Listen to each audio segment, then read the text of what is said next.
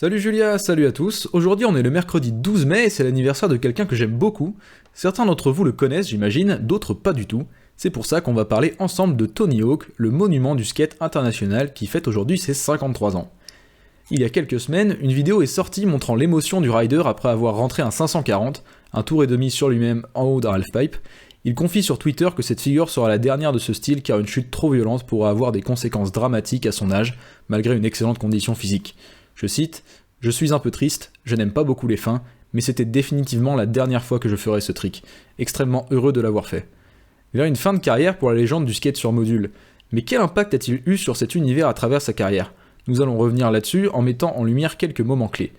Tony Hawk est largement considéré comme l'un des pionniers les plus influents et les plus talentueux du vert skateboarding, le skateboard vertical moderne, c'est-à-dire de rampe. Il commence sa carrière à 14 ans et déménage à San Diego en Californie.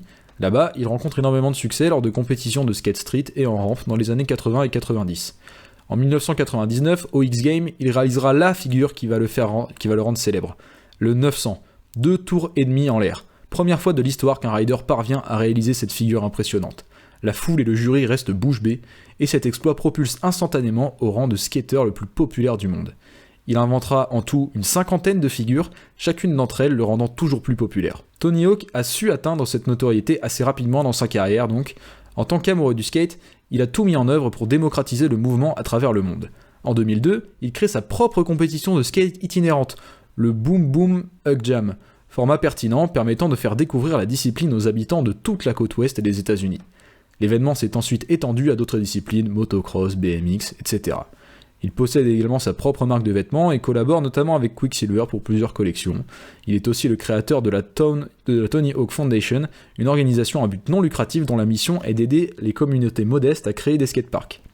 Plusieurs facettes donc, mais celle qui l'a rendu populaire dans le monde entier, au-delà du monde du skate, c'est une collaboration avec Activision, célèbre studio de jeux vidéo avec qui il a créé 12 jeux, entre 1999 et 2020, dont la totalité des ventes s'élève à 30 millions d'exemplaires. Est-ce que vous vous souvenez de Tony Hawk Pro Skater 1 et 2 sur PlayStation ? On a tous un frère, un cousin, une cousine ou peu importe avec qui on y a joué. Avis aux nostalgiques, un remake a été publié en 2020, fidèle au premier opus. Tout au long de sa carrière, Tony Hawk n'a cessé de se réinventer, participant à des lignes de vêtements, des clips, des séries ou des productions cinématographiques. Même si sa carrière de rider prendra bientôt fin, on peut espérer le revoir à l'écran. Un très bon anniversaire à lui, je suis persuadé qu'il nous écoute, et une très bonne journée à vous.